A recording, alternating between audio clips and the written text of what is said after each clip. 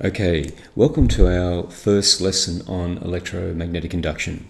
And the big deal about electromagnetic induction is that this is the principle on which generators work. So in other words, this will explain how you can take a simple conductor, move it through a magnetic field and generate a voltage, simply by the act of pushing a conductor through a magnetic field. So our first lesson is going to explain how we can actually generate that voltage simply by pushing that conductor through the field. So let's start. Okay, so what I've done, I've pre-drawn the situation.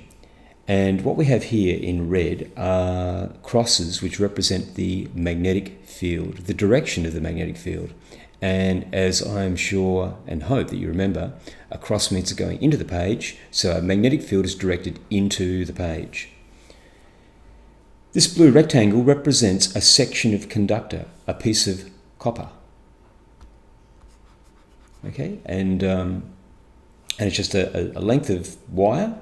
I've drawn it quite fat, simply to show something that's going on inside it when we start pushing it through the magnetic field. And inside our conductor, there are an enormous number of positive charges and negative charges. I'm going to pick on simply one of each, just to show you what happens to one of those charges, and of course the same principle applies to all of the other charges that are present inside this piece of copper. Okay, so let's now imagine that we've got a piece of copper and we're going to now push it. We're going to push it through this magnetic field. So it's going to be pushed in that direction. So it's going to start to move in that direction. It's going to have a sort of a velocity, I suppose, as it moves to the right. Now, as we're pushing our conductor to the right, then all the charges inside the conductor are also being pushed to the right because they're trapped inside the conductor. So if we have a look at this positive charge, that positive charge is being pushed to the right because it's held inside the conductor. So sometime later, our conductor is, let's say it is here.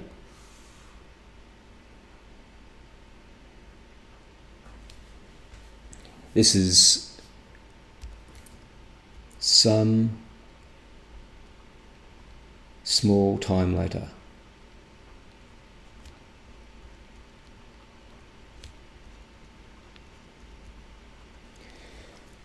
And that positive charge that was in the conductor here, it's now being moved to this position, somewhere along the conductor here.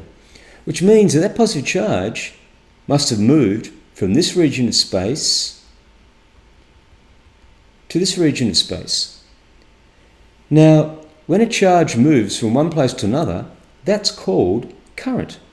So that actually constitutes a current.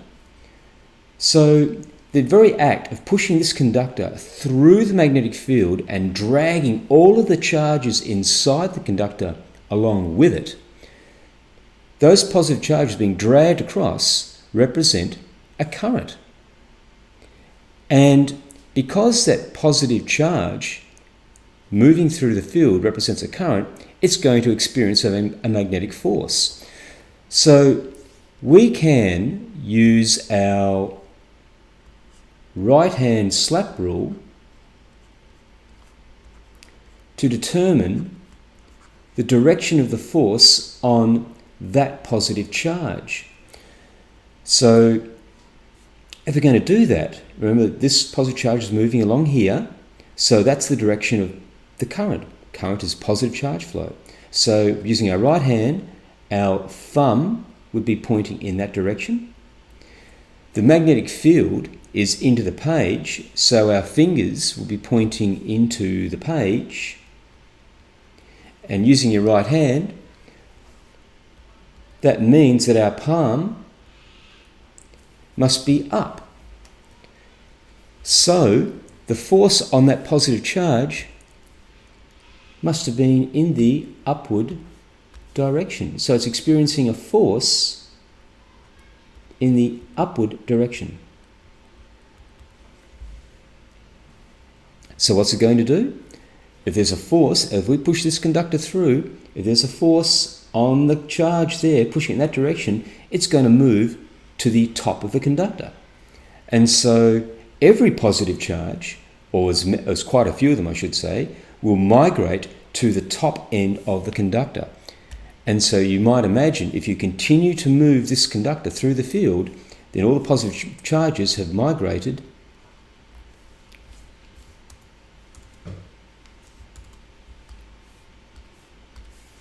up here.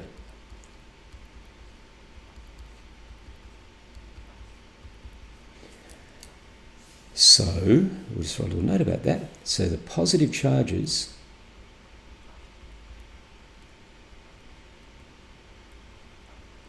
migrate to one end of the conductor.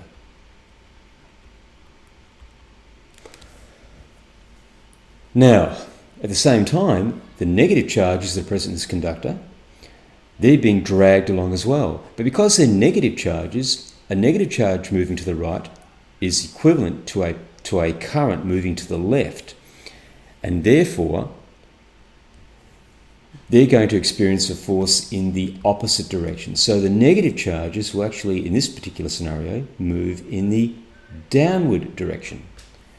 And so what we end up with is as we move that conductor through the magnetic field, all the negative charges, or a lot of them I should say, not all of them, but a lot of them, in this conductor will migrate to this end of the conductor. So they'll migrate down here.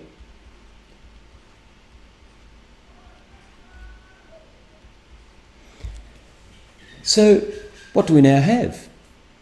Well, what we now have is a separation of charge.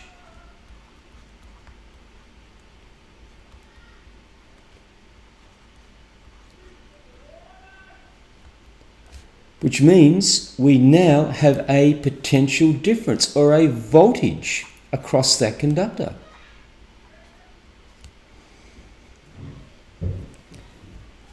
And it might make sense to you that the faster we move the conductor, or the stronger the magnetic field, the greater the force on these charges and the more charges we're going to actually separate.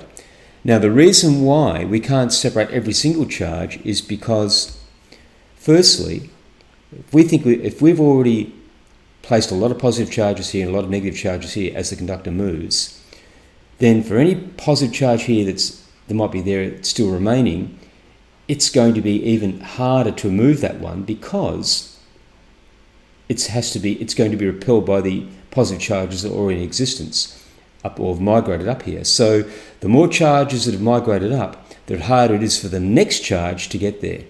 And therefore, in order to get that extra charge there, you'd need to move even faster or have an even stronger magnetic field to achieve that. And then likewise with the negative charge. If we've already got some negative charges here, then it becomes increasingly more difficult for every extra negative charge to then migrate to this end. And that's why the faster you move the conductor, or the stronger the magnetic field, the more charges you can actually migrate to each of the ends, and therefore the greater the voltage you can generate. And that is the principle of a generator. Simply taking a conductor, pushing it through a magnetic field, and letting the forces that act on those charges to do their job and separate the charge. Now, one final addition to this diagram, if we now imagine taking that conductor and then somehow being able to connect it while it's still moving through the magnetic field,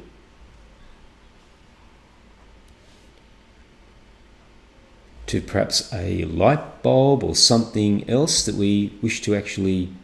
I'll put a light bulb in here. There's a little symbol for a light bulb.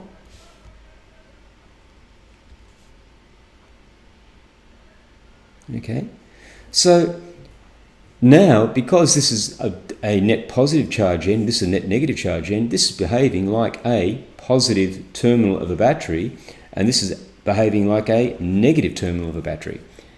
And if we have a completed circuit here, then current will flow